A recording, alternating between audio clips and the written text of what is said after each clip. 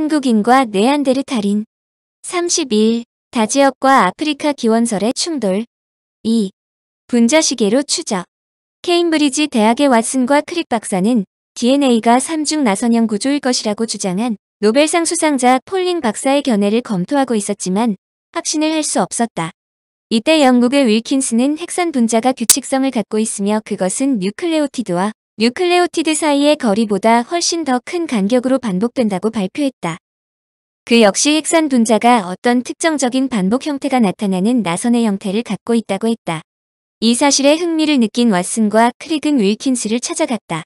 윌킨스는 아무런 생각 없이 자신의 연구원인 로잘린 프랭클린이 찍은 한 장의 사진을 보여주었다. 그것은 DNA 분자를 세로로 내려다본 사진으로 꼬여있는 두 갈래의 DNA 줄기와 그것의 중심을 수직으로 싸고 있는 염기의 그림자를 보여주고 있었다. 그 지름은 20옴스트롱, 염기와 염기의 간격은 3.4옴스트롱 정도였다. 이 사진이야말로 왓슨과 크릭이 찾고자 한 것이었다. 그 사진을 보자마자 그들은 나선형 구조가 새끼줄처럼 두 가닥으로 되어 있다고 생각했다. 그들은 프랭클린의 사진을 기초로 마치 회전계단과 같은 모형의 당인산의 두 뼈대는 분자의 바깥쪽에서 서로 꼬여있고 그 속에 수소 결합으로 연결된 염기쌍이 들어있는 이중 나선의 구조 모형을 폴링보다 2개월 후에 발표했다. 간단하게 말하면 폴링이 이미 발표한 3중 나선 구조를 2중 나선 구조로 바꾼 것이다. 그들의 발견은 생물학 전반에 혁명을 가져왔고 유전 연구 부분을 완전히 뒤바꾸었으며 의학에서도 광범위한 발전을 일으키게 했다. 왓슨과 크릭이 제시한 DNA 모형은 다음과 같다. 첫째, DNA는 이중 나선 형태를 갖고 있다. 둘째, DNA 분자는 두 줄기로 당과 인산기를 골격으로 해서 만들어진다. DNA를 이루는 기본 단위, 즉 당, 염기, 인산으로 이루어진 구조를 뉴클레오티드라고 부르므로 결국 DNA 분자는 뉴클레오티드가 연속적으로 결합된 고분자 화합물로 볼 수 있다. 각각의 뉴클레오티드는 매우 강한 공유결합으로 결합되어 있어 특정한 효소의 작용이 없으면 끊어지지 않는다.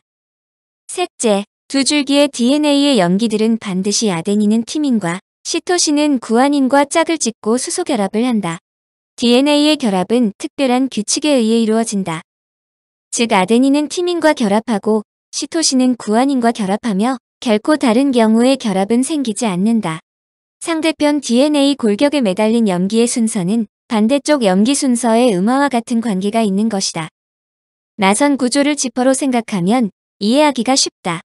염기는 지퍼의 이빨에 해당하고 당의 사슬은 이빨을 붙인 헝겊에 해당한다. 이 두 가닥이 서로 상호 보완적이며 수소로 연결되어 있는데 두 가닥이 풀렸다가 각 염기의 수소 결합에 의한 친화력으로 원래 구조와 재결합하기도 한다. 이것은 DNA가 자기 복제의 안성맞춤의 구조를 가지고 있다는 뜻으로 이중 나선에서 풀려진 한쪽 염기의 배율법이 결정되면 자동적으로 다른 쪽 염기의 배율법이 정해지는 것이다. 따라서 나선 구조가 풀리면서 각각의 기둥에 새로운 뉴클레오티드가 차례로 붙어 새로운 DNA를 만들면서 새로 생겨난 DNA는 원래 DNA를 정확하게 복제하게 되는 것이다.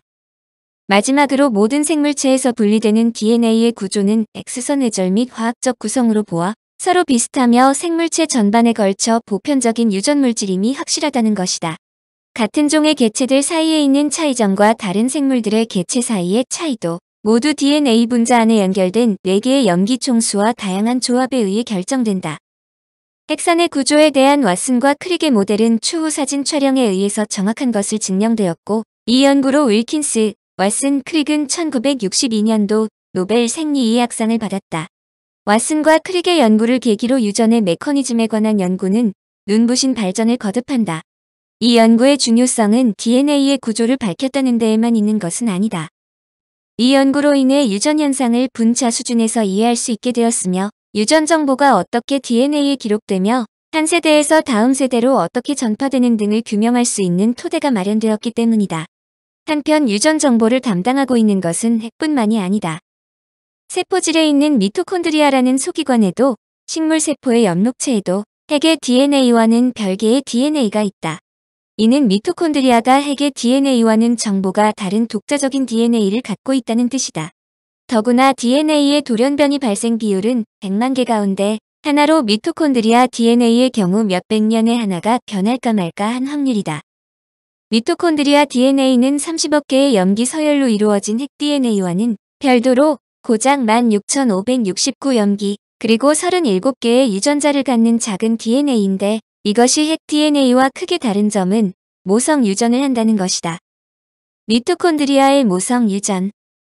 미토콘드리아는 수억 년 전에 산소가 없이도 당분을 분해하는 과정, 즉 쌀을 발효시켜 술을 빚는 것과 비슷한 과정에 의존하여 에너지를 만들어 살던 세포에 산소를 사용하는 당분 분해 과정으로 더 많은 에너지를 얻던 어떤 미생물이 침투하여 공생을 하면서 생긴 것이라고 추정한다. 미토콘드리아 DNA는 고작 16,569 염기, 그리고 37개의 유전자를 갖는 작은 DNA인데 이것이 핵 DNA와 크게 다른 점은 모성 유전을 한다는 것이다. 정자에 있는 미토콘드리아 DNA는 수정될 때 들어가지 않으므로 아버지의 미토콘드리아 DNA는 차세대에는 전혀 관여하지 않는다. 또 하나의 특징은 미토콘드리아 DNA는 핵 DNA에 비해 염기의 교체, 즉 염기 치환이 일어나기 쉽다는 점이다. 예를 들면 진화 과정에서 인간은 침팬지와 같은 선조로부터 분리되어 왔는데 인간과 침팬지의 미토콘드리아 DNA를 비교해보면 약 9% 정도나 차이가 난다. 이에 비해 핵 DNA에서는 약 1%밖에 차이가 나지 않는다.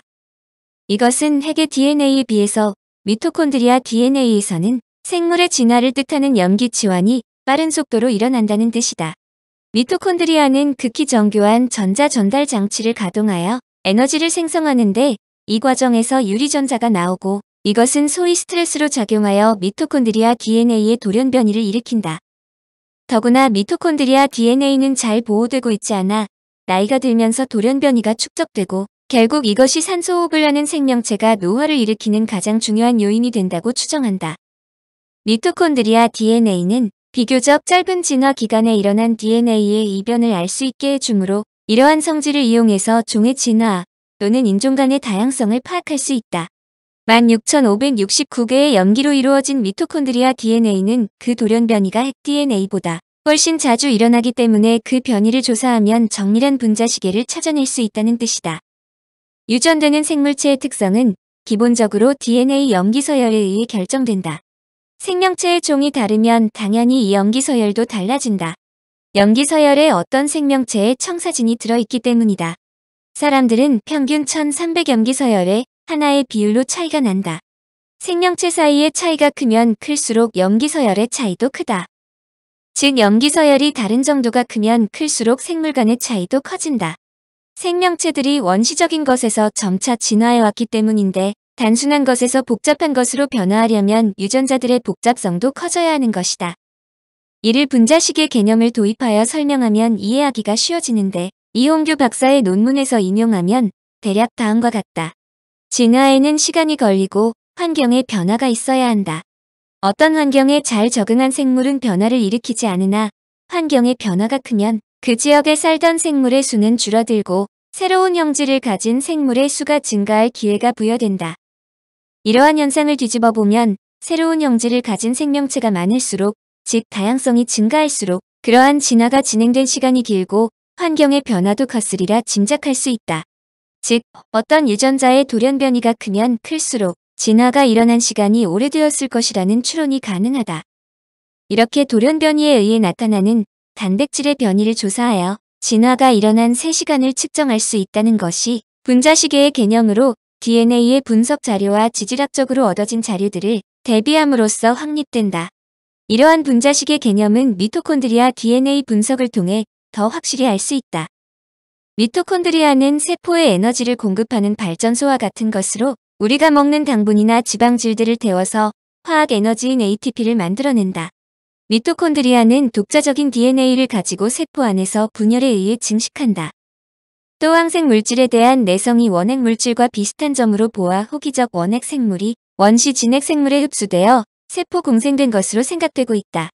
미토콘드리아를 획득한 생물 중에는 시아노박테리아를 흡수한 생물도 있다. 세포 공생을 한 시아노박테리아는 나중에 연록체가 된 것으로 추측된다. 이것은 다양한 유전자의 염기 배열의 비교를 통해서도 분명하다. 미토콘드리아도 연록체도 게놈의 사이즈는 원핵 생물에 비해 매우 적은데 이것은 세포 소기관으로서 정의되어 가는 과정에서 많은 유전자가 핵으로 이동하고 그 지배에 들어가게 된 것이다. 미토콘드리아라는 고성능 에너지 변환 장치를 얻게 된 진핵생물은 몇 가지 생물로 분화하면서 진화하고 마침내 폭발적으로 많은 생물로 변하게 된다. 즉 진핵생물의 빅뱅이 일어났다는 뜻으로 이 결과 태어난 진핵생물의 무리에서 현재 지구상에서 번성하고 있는 동물도 태어난 것이다. 윌슨 박사가 세계각처 사람들의 미토콘드리아 DNA를 분석한 결과 피그미족을 포함한 모든 인류는 아주 적은 변이만 나타냈다. 이 결과는 약 20만 년 전 인류는 한 어머니에서 모두 갈라져 나온 것으로 해석될 수밖에 없어 모든 인류는 한 어머니를 가졌다는 설명이 따른 것이다.